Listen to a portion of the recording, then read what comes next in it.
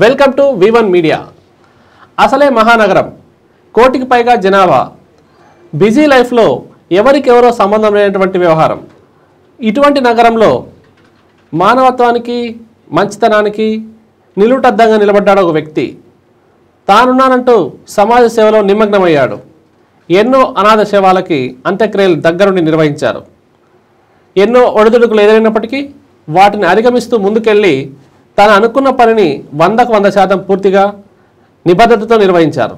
ఒక రియల్ హీరోగా పేరు తెచ్చుకున్నటువంటి మొగిలిపల్లి శ్రీనివాస్ గారిని ఇవాళ మనం కలవబోతున్నాం. ఒక విశిష్ట అతిథి అని చెప్పొచ్చు. Sir, welcome to V1 media. Thank you for coming అండి. చాలా మీరు బిజీగా ఉంటారు. చెప్పండి, మీరు ఎవరిని చూసి ఇన్స్పైర్ అయ్యారు? అంతకంటే ముందు మీ జీవిత విశేషాలు కావాలి మాకు. ఈ సేవా కార్యక్రమాల్లో ఎన్ని రోజులుగా ఉంటున్నారు? ఇవన్నీ కంటే ముందుగా మీరు ఎక్కడి నుంచి వచ్చారు? ఏ ప్రాంతం వాళ్ళు? మాది ప్రాపర్ వచ్చి జర్మన్ సార్. చిన్నప్పుడే ఫాదర్ హైదరాబాద్కి వచ్చి ఇక్కడ అల్పో హోటల్ పాన్ షాప్లో పనిచేశారు. మాది పేదరికం చిన్నప్పటి నుంచి. మాది హై స్కూల్ వచ్చి Monda market Islamia for boys. Work ఎలా స్టార్ట్ చేసామంటే, నేను స్కూల్కి వెళ్తున్నాను 94లో. ఎంతవరకు చదువుకున్నారు? నేను డిగ్రీ చేశాను సార్. ఓకే. ఈ కార్యక్రమాన్ని స్టార్ట్ చేయడానికి మీకు ఎప్పుడు, అంటే ఫౌండేషన్ పునాది ఎప్పుడు పడింది? అంటే అటువైపు ఎట్లా వెళ్ళారు? ఈ సేవా కార్యక్రమాలు చేయాలి 92లో స్టార్ట్ చేశాను సార్. ఓకే. ఏం చేశారు 92లో? నేను స్కూల్కి వెళ్తున్నాను. నేను ఓకే, చెప్పండి, అది స్టోరీ చెప్పండి. స్కూల్కి వెళ్తుంటే ఒక బెగ్గర్ చనిపోయాడని పబ్లిక్ కుమ్మిగూడారు. చూసి అతను లాస్ట్ స్టేజ్లో ఉన్నారు. అక్కడ ముండా మార్కెట్ ఒక కూరగాయల బండి ఉండే. ఆ బండి మీద పక్కనే ఆ హాస్పిటల్, ఓల్డ్ గాంధీ హాస్పిటల్, అక్కడ ట్రీట్మెంట్ చేయించాను. ట్రీట్మెంట్ చేస్తే ఒక 15 days తర్వాత మంచిగా అయ్యారు. అక్కడి నుంచి స్టార్ట్ చేశాను సార్. నేను ఎంత ఉంటుంది అప్పుడు మీ వయసు? ఒక 12 years ఉంటుంది సార్. ఓకే. ఇప్పుడు మీ కుటుంబ నేపథ్యం చెప్పండి. ఎంతమంది మీ అన్నతమ్ముళ్ళు, మీ ఫ్యామిలీ? 2 అక్కలు. ఓకే. మీరు ఒకరే? నేను ఒక్క. ఓకే. మీ ఫాదర్ ఏం చేస్తా అన్నారు? అల్పో హోటల్లో పాన్ షాప్లో అప్పట్లో వర్క్ చేస్తుంటే పాన్ షాప్లో. ఓకే. అంటే 7వ క్లాస్ అంటే అప్పుడు 14-15 ఏళ్ళు ఉంటాయి. సో ఆ వయసులోనే మీరు ఈ సేవా కార్యక్రమాలకు వచ్చారు. అవును సార్. ఏంటి అలా రావడానికి కారణం ఏంటి? ఇలా చేయాలనిపించడానికి? పేదరికం సార్. మనకి తిననీకే ఆ రోజుల్లో చాలా కష్టంగా ఉంటుండే. అలా వర్క్ స్టార్ట్ చేసినప్పుడు అమౌంట్ అవసరం పడుతుంటుంది. కాబట్టి ఏంటంటే మిల్క్ బూత్, మదర్ తెరిసా అని ఆ రోజుల్లో ఉంటుండే. కాయిన్ వేస్తే ఒక 1/2 లీటర్ 1 లీటర్ మిల్క్ వస్తుండే ఆ రోజుల్లో. అప్పుడు 250 rupees పర్ మంత్ జాబ్ చేసుకుంటూ నేను ఈ సర్వీస్ స్టార్ట్ చేస్తుంటే. అంటే మీరు పాల ప్యాకెట్లు వేస్తూ కుళ్ళ పాలు అమ్ముతుంటే, జాబ్ చేస్తుంటే. ఓకే. పాల వ్యాపారం. ఓకే. మదర్ తెరిసా అని చెప్పేసి మదర్ డైరీ, బోయిగూడలో మదర్ డైరీ 7th క్లాస్ నుంచి చేస్తారు. ఆ వచ్చిన ఆదాయంతో సేవా కార్యక్రమాలు చేశారు. మీ ఇంట్లో అభ్యంతరాలు రాలేదండి ఆ వయసులో? లేదు సార్. మనకు చాలా పూర్ ఆ టైంలో. ఎవరు ఏమనకపోతుండే, సపోర్ట్ ఇస్తుండే ఫాదర్ కానీ మదర్ కానివ్వండి. మామూలుగా చిన్న వయసులో చదువుకోకుండా ఈ పనులు ఎందుకు అని అంటారు కదా, అట్లా చదువుకుంటూ వర్క్ చేసుకుంటూ. ఓకే. ఫస్ట్ 7th నుంచి స్టార్ట్ చేస్తారు. తర్వాత ఎలా వచ్చింది ముందుకు ఆ పరిణామక్రమం చెప్పండి ఒకసారి. ఒకటెనక ఇప్పుడు బెగ్గర్ ట్రీట్మెంట్ చేయించడం, చనిపోతే క్రిమినేషన్స్. అప్పట్లో చాలా బంతులపేటలో అమౌంట్ తక్కువ ఉంటుండే. ఆ విధంగా నేను తర్వాత పేపరు కూడా తీస్తుంటే, పేపర్ ఏజెన్సీ తీసుకొని వేరే వాళ్ళని పెడుతుంటే, ఆ విధంగా ఒకటెనక వేరే ఏదేదో చేసుకుంటూ వెళ్తున్నా. సమ్మర్ హాలిడేస్ వైన్స్లో పనిచేశాను. ముషిరాబాద్లో గోల్డెన్ కనో హోటల్ ఉంది ఇప్పుడు. అప్పట్లో వైన్స్ ఉండే. ఆ వైన్స్లో నేను జాబ్ కూడా చేసిన. బాటిల్స్ తెచ్చి ఇస్తే మనకు 2 rupees 3 rupees అలా ఇస్తుండే. అవి జమ చేస్తుంటే డైలీ ఒక 25 rupees 30 rupees మనకు వస్తుండే. ఆ వచ్చే ఇన్కమ్ వాళ్ళకి బెగ్గర్స్కి దానికి ఖర్చు పెట్టు. ఇప్పుడు ఈ సేవా కార్యక్రమంలో ఎన్ని ఏళ్ళుగా ఉన్నారు మీరు? దాదాపుగా 92లో స్టార్ట్ చేశాను. ఇప్పటికీ 30 years అవుతుంది. 30 ఏళ్ళు పూర్తయింది. అంటే మీరు యుక్త వయసుకు వచ్చారు, అప్పుడు కూడా కార్యక్రమాలు కొనసాగించారు. తర్వాత మ్యారేజ్ చేసుకున్నారు, అప్పుడు కూడా కార్యక్రమాలు కొనసాగించారు. మ్యారేజ్ చిలగడ PS ఏరియాలో జరిగింది. పోలీస్ స్టేషన్ ఎదురుగా అమ్మవారి టెంపుల్ ఉంది. అక్కడ ఒక అమ్మాయి హ్యాంగ్ చేసుకుంది 2005. అది 5 days 6 days అవుతుంది అమ్మాయి హ్యాంగ్ చేసుకుని. నాకు BC వాళ్ళు కాల్ చేశారు, శ్రీనివాస్ ఇట్లా ఉన్నది, మ్యారేజ్ నా 10:30 11 o'clock, ప్లీజ్ కొంచెం. అప్పుడే అదే బట్టలతోటి ఆ హ్యాంగింగ్ దింపి గాంధీ షిఫ్ట్ చేసి మళ్ళీ వచ్చి స్నానం చేసుకుని తాళి కట్టిన అమ్మాయి. మీ పెళ్లి రోజే? పెళ్లి రోజు. ఇంకోసారి చెప్పండి ఎట్లా అది పెళ్లి రోజు మీ వాళ్ళు ఎవరు అభ్యంతరం చెప్పలేదా? అది తెలియదు ఎవరికి, చెప్తే చాలా ఇష్యూ అవుతుంది, చెప్పలేదు నేను. ఓకే, దాన్ని సీక్రెట్ కాబట్టి సీక్రెట్. మీ పెళ్లి ఉదయం ఎన్ని గంటలకు ఉంది మీ పెళ్లి? అది చెప్పండి, స్టార్టింగ్ నుంచి చెప్పండి. ఉదయం ఎన్ని గంటలకు మీ మ్యారేజ్? Marriage 10:30, 11 o'clock. నాకు 8:30, 9 o'clock ఇట్లా చెప్పాను. ఫటాఫట్ బాడీ షిఫ్ట్ చేసి, అప్పట్లో ఆటోలు బాడీ షిఫ్ట్ చేసి మళ్ళీ వెళ్ళి తర్వాత ఏసీపీ అంజయ్ సార్ ఉండే అప్పట్లో. ఆ సార్ మనకి అప్సెట్ చేసి శ్రీనివాస్ ఓకే అమ్మా కంగ్రాట్స్ అని చెప్పి ఇన్స్పెక్టర్ ఉండే సార్. ఇప్పుడు చార్మినార్లోనే ఇక్కడ ఉన్నారు సార్ ఏసీపీగా. పెళ్లి రోజు కూడా పక్కన పెట్టి మీరు తాళి కట్టాలి కాసేపటికి. నేను ఎవరికి టెంపుల్లో వేసుకున్నా, ఎవరికి నీ చైర్ కానీ ఎవరికి అందరూ వచ్చారు, సింపుల్గా వేసుకున్నా. అవి డిన్నర్ ఏం చేసుకున్నా సార్ నేను. తర్వాత చెప్పారు ఎవరికన్నా మళ్ళీ ఇట్లా నేను ఒక శవాన్ని కొన్ని ఏళ్ళ తర్వాత చెప్పారు. మా రిలేషన్స్ కూడా ఎవరికి చేస్తాను చాలా మందికి తెలియదు. ఓకే, తెలిసిన వాళ్ళకి తెలుస్తుంటారు, టీవీలో ఇట్లనే చూస్తుంటారు, టీవీలో అక్కడక్కడ చూస్తుంటారు. శ్రీనివాస్ ఇది. తర్వాత చీదరించుకున్న వాళ్ళు, చీతు అన్నోళ్ళు ఇది గ్రేట్ వర్క్. కొంతమంది అర్థం చేసుకుంటారు, కొంతమందికి అర్థం కాదు. ఓకే, అట్లా ఎక్కడన్నా మీకు ఆ సందర్భాలు ఎదురైనాయా? చాలా చాలా సార్. కొంచెం చెప్పండి మాకు, షేర్ చేయండి. కొంతమంది అంబులెన్స్ పెడితే చీదరించుకుంటారు, వాళ్ళకే అవసరం పడుతుంది, వాళ్ళకే ట్రీట్మెంట్ చేయించి కొంతమంది లైఫ్లో కూడా మనం కాపాడటం, ట్రీట్మెంట్ చేయించి వాళ్ళకి టోటల్గా వాళ్ళ ఆరోగ్యం మంచిగా వరకు మనది అంబులెన్స్ మనమే అంతా సర్వీస్ చేయడం మంచిగా మొక్కుతారు. ఎంతమంది అండి మీకు పిల్లలు? నాకు ఒక పాప ఒక బాబు ప్రజెంట్. మాకు పెద్ద బాబు ఉండే, వాడు హార్ట్లో హోల్ ఉండే అనమాట, వివేక్ అతని పేరు. ఇన్నోవా హాస్పిటల్లో 2 times ఆపరేషన్ చేయించాను. 2 times. ఫస్ట్ టైం సక్సెస్ అయింది, సెకండ్ టైం సక్సెస్ అయింది. ఇక అనుకోకుండా ఒక స్ట్రోక్ వచ్చి చనిపోయాడు. ఇప్పుడు మామూలుగా బంధువులే కొద్దిమంది వెళ్ళలేని పరిస్థితి ఉంది ఇప్పుడు. సో మీరు వెళ్ళి చేస్తా అంటే మీ వైఫ్ కానీ ఎవరు అభ్యంతరాలు చెప్పలేదా మీకు? కొన్ని రోజులు మ్యారేజ్ అయిన కొత్తలో కొంచెం గొడవలు అవుతుండే, తర్వాత అలవాటు అయిపోయింది. ఇక ఆమె మంచిది, మనకి సపోర్ట్ ఆమె ఉంది కాబట్టి మనం చేసుకుంటూ వెళ్తున్నాం. ఆమె సపోర్ట్ లేకుండా చేయలేము మనం. ఎంతవరకు చదువుకున్నారు మీరు? నేను డిగ్రీ చేసినాను సార్. డిగ్రీ ఎక్కడ చేశారు? Degree Mahabub college. ఓకే, మళ్ళీ ఏదైనా ఉద్యోగం వెళ్దాము, ఈ సేవా కార్యక్రమం కాకుండా ఏదైనా గవర్నమెంట్ చిన్నప్పటి నుంచి జాబ్ చేసుకుంటూ ఆ బిజినెస్ ఈ బిజినెస్ చేసుకుంటూ మేము ఎప్పుడు నేను ఖాళీగా లేను. ఒక్కరోజు నేను 6th class 7th class నుంచి వర్క్ స్టడీ చేసుకుంటూ వర్క్ చేసుకుంటూ వెళ్తూనే ఉన్నా, ఎక్కడ ఖాళీ లేదు సార్. ఇది పెద్ద మహానగరం కదా, రోజుకి మీకు ఎన్ని ఉండొచ్చు ఇట్లా క్రిమినేషన్స్, అనాథ సేవలు కానీ ఏమైనా కానీ? అనాథ సేవలు మినిమం 10 నుంచి 15, 20, 25 కూడా కావచ్చు రోజుకి. Monthly 1 month. రోజుకి ఒకటన్నా మీకు కేసు వస్తుందా? ఒకటి వస్తుంది. ఓకే, డైలీ ఒక కేసు వస్తుంది మీకు? ఎట్లా వస్తుంది అది ఇన్ఫర్మేషన్? ఎట్లా వస్తుంది? పోలీస్ ఏమని చెప్తారు మీకు? చెప్పండి. ఇప్పుడు గాంధీ హాస్పిటల్కి వస్తారు వాళ్ళు, పోలీస్ చెప్పొచ్చు, గాంధీ హాస్పిటల్ ఆర్ఎంఎస్ చెప్పొచ్చు, గాంధీ హాస్పిటల్స్ నర్సు డాక్టర్స్ అందరు ఎవరు శ్రీనివాస్ చెప్పండి అనాథలు ఉన్నారు వాళ్ళు చేస్తాడు. Okay, Srinivas RMS sir, Kiran sir ఉన్నారు, ఒక మంచి సోషల్ వర్కర్ సార్, మనకి బ్లెస్సింగ్స్ ఇస్తుంటారు, ఫోన్ చేస్తారు, శ్రీనివాస్ చనిపోయింది అమ్మా ఎవరు లేరు రండి చేయండి, చేసేస్తాం సార్. చుట్టుపక్కల పబ్లిక్ ఫోన్ చేస్తారు, అక్కడ యాడ్స్ ఉంటాయి, శ్రీనివాస్ ఇట్లా చేస్తారని చెప్పి యాడ్స్ ఉంటుంది, యాడ్ చూసి పబ్లిక్ కాల్ చేస్తారు, మీరు పిఎస్కి కంప్లైంట్ ఇవ్వండి, పిఎస్లో మీరు పిటిషన్ ఇవ్వండి, పోలీసు మాకు చెప్పి మేము చేస్తాం. ఇప్పటికి ఎన్నేళ్ళు పుడుతుందండి మీరు ఈ సేవా కార్యక్రమాలకు వచ్చి? 30 years క్లియర్ అయిపోయింది సార్. 92లో స్టార్ట్ చేశాను నేను. 30 ఏళ్ళు గడిచింది. అప్రాక్సిమేట్గా ఎన్ని ఇట్లాంటి కార్యక్రమాలు చేసి ఉంటారు? నేను 4500 హిందువుల క్రిమినేషన్ చేశాను సార్, నా ఓన్ మనీ. 2500 అబౌ 3000 ముస్లింల క్రిమినేషన్ చేశాను. ముస్లింలు అంటే సేమ్ ఎలా చేయాలనో సాంప్రదాయ ప్రకారం వాళ్ళు అన్నీ చేస్తాం, వసూలని అదని ఇదని సేమ్ స్నానం చేయించడం అన్నీ చేసి వాళ్ళ సాంప్రదాయ ప్రకారం కవాడి కూడా కొన్ని ఏరియాలు ఉన్నాయి, ఆ ఏరియాలు చేస్తాం. క్రిస్టియన్ కూడా వచ్చాయా మీకు? క్రిస్టియన్స్ తక్కువ, ఓకే, చాలా తక్కువ, వాళ్ళు ఎక్కువ నాకు రావు అవి, క్రిస్టియన్స్ వాళ్ళే. ఇందాక చెప్పారు కదా మీ అబ్బాయి వివేక్ అని చనిపోయారు 5 ఏళ్ళకని, ఏంటి దాన్ని ఆ ఫౌండేషన్ స్టార్ట్ చేసామని చెప్పారు? 2015లో రిజిస్ట్రేషన్ చేయించాను. ఓకే, 2015/32. ఎటువంటి వెబ్సైట్ కానివ్వండి, ఎటువంటి ఫండ్స్ కానివ్వండి, ఎటువంటి ఫారెన్ ఏమీ లేదు, నా ఓన్ మనీ చేసుకుంటూ వెళ్తున్నాను.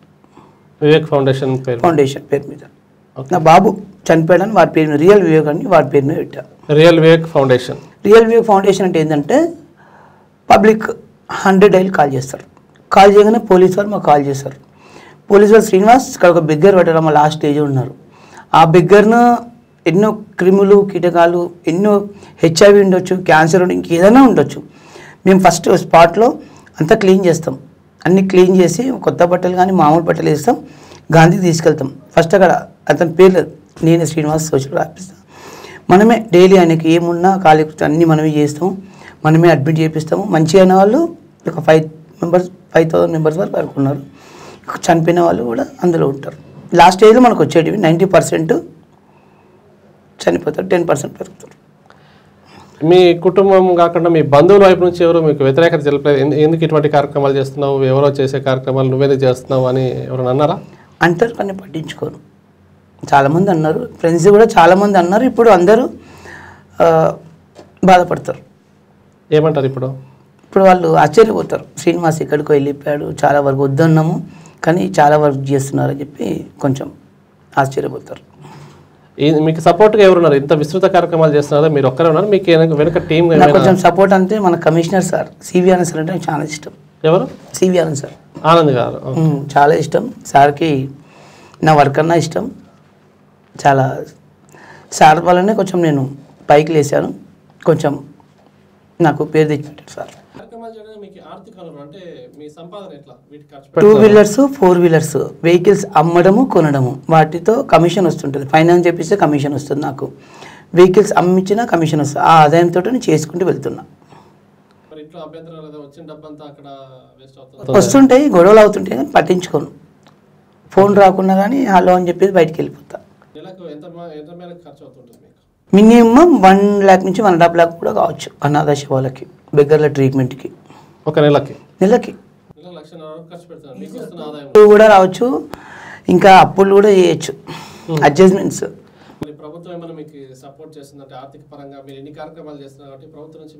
వెళ్ళలేదు ఇంతవరకు ఎప్పుడు, అసలు టైం కూడా నాకు ఉండదు. ఎక్కడికి వెళ్ళలే, ఎవరిని ఏమి అడగలేదు ఇంతవరకు. మా ఏరియాలో తలసాని సీనన్న, పద్మరావు అన్న ఇద్దరు ఉంటారు. నేను ఎప్పుడు ఇది నాకు కావాలి అన్న నేను అడగలేదు. ఎవరు అడిగితే ఇస్తుండేనేమో, హెల్ప్ చేస్తుండేనేమో కానీ ఎప్పుడు అడగలేదు.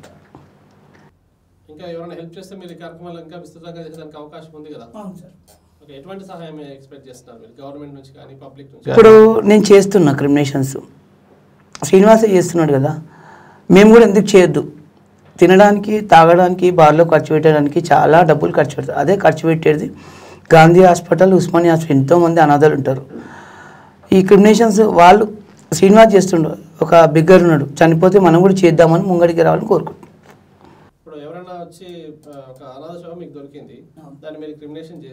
అనాథ శవం అంటే వాళ్ళ ఫ్యామిలీ ఉంటారు. అనాథ శవం మామూలుగా అంటే అన్నోన్ డెడ్ బాడీ అంటే మార్చులో షిఫ్ట్ చేస్తాం, అది జిహెచ్ఎంసీ వాళ్ళు చేస్తారు. ఫ్యామిలీ ఉన్న వారికి నేను క్రిమినేషన్ చేస్తాను. సో ఆ తర్వాత కనుక్కొని ఆ శవం తాలూకు మనుషులు ఎవరైనా వచ్చి మిమ్మల్ని ఏమైనా అప్రిషియేట్ చేయడం కానీ చేస్తారు. అప్పుడు ఎవరు ఉంటారు, తర్వాత వాళ్ళ పేరు మీద ఆస్తులు కానీ వాళ్ళ పేరు మీద ఇంకేమైనా ఉంటే, శ్రీనివాస్ ఇట్లా చేస్తారు కదా, మాకు సర్టిఫికేట్ కావాలి, మాకు ఒక బిల్డింగ్ వచ్చేది అని వచ్చి అడిగి సర్టిఫికేట్ తీసుకొని వెళ్తారు. ప్రతిఫలంగా మీకు ఏమన్నా ఓన్లీ మిమ్మల్ని తీసుకెళ్ళి సర్టిఫికేట్ తెచ్చుకుంటారు. డెత్ సర్టిఫికేట్ ఉంటే అంతే.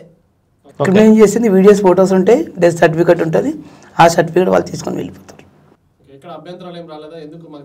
కొంతమంది చేస్తారు, మీరెవరు, మీరు క్రిమినేషన్ ఎందుకు చేసిండ్రు, అప్పుడు మేము చూపిస్తాం. మా పోలీసు వాళ్ళు చెప్పారండి, మీ వాళ్ళు ఎవరో ఒకరు ఉంటారు ఇక్కడ, విత్ పోలీస్ సర్టిఫికేట్, పంచనామా, అందులో అన్నీ ఉంటాయి, ఆ ప్రూఫ్తో మేము చేసినాం చెప్తాం. పోలీస్ స్టేషన్కి వెళ్ళాలని చెప్తాం.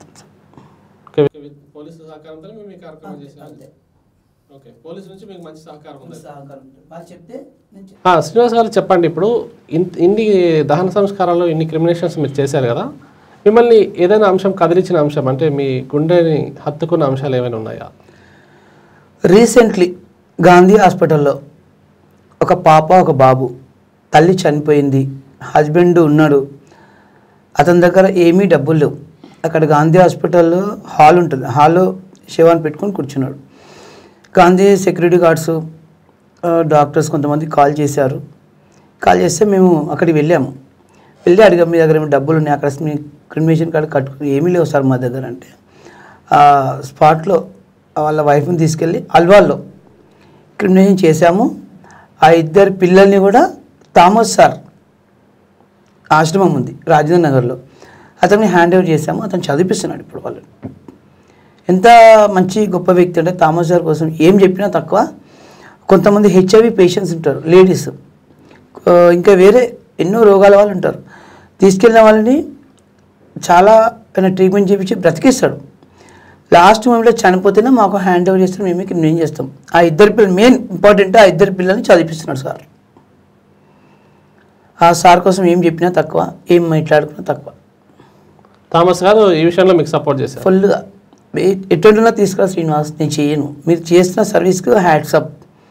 మీరు తల్లి క్రిమినేషన్ చేసిండ్రు, పిల్లల్ని నేను చదివిస్తా ఛాలెంజ్ తీసుకొని ఇప్పుడు రాజేంద్ర నగర్లో ఉన్నారు.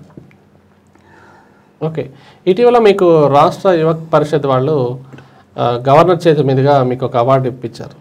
ఎలా ఫీల్ అవుతున్నారు మీరు? ఉత్తమ సేవా అవార్డు హ్యాపీగా ఫీల్ అవుతున్నాం సార్. ప్రేమ్ కుమార్ సార్ అని మనకి దగ్గర సార్ ఇప్పించారు. ఎలా గుర్తించారు వాళ్ళు మిమ్మల్ని? చాలా హ్యాపీగా ఫీల్ అవుతున్నాం సార్, చాలా సంతోషం అనిపిస్తుంది. ఒక రాష్ట్ర యువక పరిషత్ వాళ్ళే కాకుండా ఇంకా ఎన్ని అవార్డ్స్ వచ్చి ఉంటాయి? సీఎం అవార్డ్స్ తీసుకున్నాను నేను. సివి ఆనంద్ సార్ చాలా సైబరాబాద్ ఉన్నప్పుడు అవార్డ్స్ ఇచ్చారు. డీజీపీ మహేందర్ సార్తో కూడా అవార్డు తీసుకున్నాను. సిపి అంజన్ కుమార్ సార్తో కూడా అవార్డు తీసుకున్నాను. ముఖ్యంగా గవర్నమెంట్ అవార్డ్స్ పట్నం మహేందర్ రెడ్డి సార్తో కూడా తీసుకున్నాను అవార్డ్స్.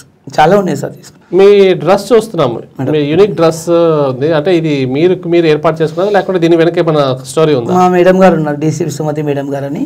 మాకు మాంకాళి ఏరియాలో మేము వర్క్ చేస్తుంటాము. మాకు మేడం గారు అప్పట్లో కుట్టిస్తున్నామని నాకు అద్దాలు పెట్టిపోయి నేను అదే విధంగా కుట్టించుకుంటున్నాను. దీని వెనుక మేడం గారు ఉన్నారా? మా డీసీపీ సుమతి మేడం గారు కూడా మంచి సోషల్ వర్కర్, మాకు సపోర్టర్. సుమతి మేడం గారు మీరు విన్నర్ అనుకుంటా. విన్నా. మాకు ఒక ఆడపడుచులాగా ప్రతి సంవత్సరం మహంకాళి ఏరియాలో ఉన్నప్పుడు మాకు బట్టలు పెడుతుండే మేడం గారు. ఎప్పటి నుంచి యూనిఫామ్? అంత మునుపు యూనిఫామ్ లేకుండా కదా, మామూలు రెగ్యులర్? ఒక 4-5 years నుంచి ఈ యూనిఫామ్లో రెగ్యులర్. అంతమందికి మామూలుగా. ఇప్పుడు ఈ నగరంలో, మహానగరంలో బిజీ లైఫ్లో చాలామంది ప్రజలు ఎవరికి మాకెందుకు అనుకుంటూ ముందుకు వెళ్ళిపోతున్నారు కదా. సో అటువంటి పబ్లిక్కి బాగా చదువుకున్న వాళ్ళు కావచ్చు, సామాజిక స్పృహ ఉన్న వాళ్ళు ఉన్నారు చాలామంది ఈ నగరంలో. సో వాళ్ళకి మీరు ఈ సామాజిక సేవా కార్యక్రమం మీరు చేస్తున్నారు, మీరు ఏమైనా చెప్పాలనుకుంటున్నారు వాళ్ళకి?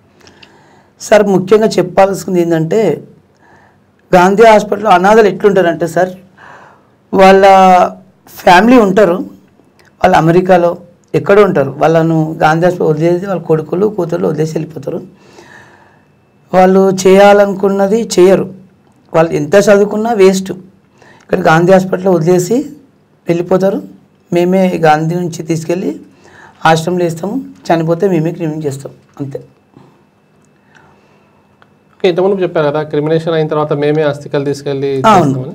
సో అవి ఎట్లా చేస్తారు? ఆ కార్యక్రమానికి ఎట్లా? క్రిమినేషన్ ఓన్ మనీతో చేస్తాము. చేసిన తర్వాత 3 daysకి 5 members 10 members బుక్కలు అస్థికలు ఉంటాయి, తీసుకెళ్ళి సంఘం లంగరోజులో మా ఓన్గా కలిపేస్తాం. వాళ్ళు ఎవరో మనకు తెలియదు. క్రిమినేషనే కాక ఈ అస్థికలు కూడా మేమే కలిపేస్తాం. మీరు ఏమి ఎక్స్పెక్ట్ చేస్తున్నారు ప్రభుత్వం నుంచి? మీరు చేస్తున్న సేవా కార్యక్రమాలు ఇంకా కొనసాగించాలి? ఇప్పుడు నేను చేస్తున్న దానికి పబ్లిక్ కూడా ముందడికి వచ్చి శ్రీనివాసే చేస్తున్నాడు కదా, మేము కూడా చేయాలి అని ముందుకు రావాలని కోరుకుంటున్నాం. మీ ఫ్రెండ్స్ ఎవరైనా మిమ్మల్ని అడిగారా, నువ్వే చేస్తున్నావు మేము కూడా తోడ్పాటుగా వస్తున్నాం? 2-3 ఉన్నారు, వచ్చి చేస్తుంటారు. అనీష్ అన్న అని చెప్పేసి, చంద్రశేఖర్ అని చెప్పేసి, రఘువీర్ ప్రిన్సిపల్ సార్ ఉన్నారు లక్కడి కప్పుల్లో. సార్ కూడా శ్రీనివాస్ నేను కూడా చేస్తామని చెప్పి ముంగడికి వచ్చి హెల్ప్ చేస్తుంటారు సార్. ఓకే, మీరు ఇన్ని అనాథ సేవలు చూశారు కదా, ఇవి చేసిన తర్వాత మీకు చివరిలో అంటే ఇంటికి వెళ్ళి పడుకున్నప్పుడు అవి మీకు ఏమైనా అంటే జ్ఞప్తికి రావడం కానీ, మీరు ఇబ్బంది పడిన రోజులు ఏమైనా? ఏమీ లేదు సార్, అసలు ఏమి ఉండవు కూడా. చాలామంది భయపడతారు కదా. ఏమీ లేదు సార్, అసలు చనిపోయిన వాళ్ళు మేము దేవుళ్ళు అనుకుంటాం అంతే తప్ప, రాక్షసులు దయ్యాలు ఉంటారని అది భ్రమ అంతే తప్ప వేరే ఏమీ లేదు. ముఖ్యంగా దయ్యాలు ఉన్నాయి, చనిపోయిన వాళ్ళు దయ్యాలు అవుతారని అది అబద్ధం, రియల్ కాదు. అది దాని గురించి కొద్దిగా చెప్పండి, ఎందుకంటే చాలా మందికి ఒక అపోహ ఉంటుంది కదా, దాని గురించి మీకున్న ఎక్స్పీరియన్స్ చెప్పండి. ఇది చాలా మందికి ఒక భయం ఉందన్నమాట, శవాల దగ్గరికి పోతే ఏమవుతుంది, రాత్రి కళ్ళకి వస్తారు, ఇలాంటి ఒక అపోహ ఉంది వాళ్ళకి. అంతే, అసలు ఏమీ లేదు సార్, అటు ఏం లేదు. చనిపోయే వాళ్ళు ఏ లోకంకో వెళ్ళిపోతారు. అసలు భయం అనేది లేదు, భయపడొద్దు, భయం అనేది లేదు అసలుకి.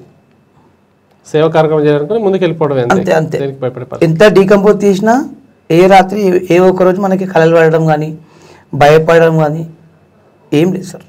అసలు మీకు ఈ సమాచారం ఎలా వస్తుంది? ఒక అనాథ శవం ఉందని చెప్పి, ఒక బెగ్గర్ ఎవరు చనిపోయారని చెప్పి, మీకు ఈ టోటల్ వ్యవస్థ మీ దగ్గరికి ఎలా సమాచారం జరుగుతుంది? మీరు ఏ విధంగా ముందుకు వెళ్తారు? పబ్లిక్ ఒక బెగ్గర్ని చూస్తారు, లాస్ట్ స్టేజ్లో ఉంటారు, 100 డైల్ కాల్ చేస్తారు. రాచకొండ, సైబరాబాదు, హైదరాబాదు.